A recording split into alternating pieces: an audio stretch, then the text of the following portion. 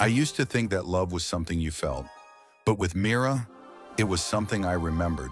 Like I'd known her long before we met. Like she'd always been there, just out of reach, waiting.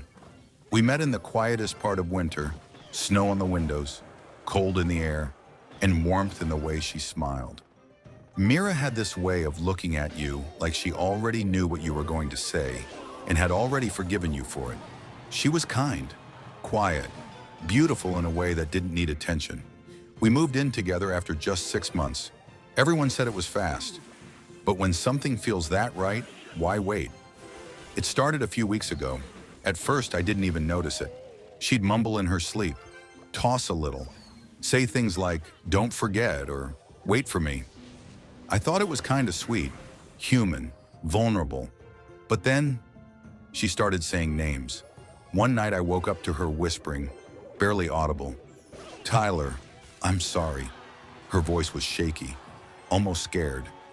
I didn't know a Tyler. I'd never heard her mention the name. The next night I recorded it. I left my phone on the nightstand, voice memos running. At 3:12 a.m., she spoke again. "You can't tell him. He's not ready. I didn't mean to love him." I listened to it over and over the next morning. Those last words, "I didn't mean to love him." They didn't sound like sleep. They sounded like a confession. I didn't confront her. I wanted to believe there was some explanation. Maybe a dream. Maybe someone from her past. Maybe just random neural noise. But then, it escalated. 3 nights later, she sat up in bed around 2 a.m., eyes still closed, and said clearly, "Don't let him find out what's under the floor." Then she laid back down and kept breathing like nothing happened. I sat there frozen, staring at her, wondering if she was messing with me, testing me. But her face, it was blank, peaceful. I barely slept after that. The next day I asked her, gently, if she ever had nightmares or talked in her sleep. She smiled and shook her head. "Not that I know of," she said. "Why?" I lied. "No reason, just curious." She leaned in, kissed me on the cheek, and told me she loved me.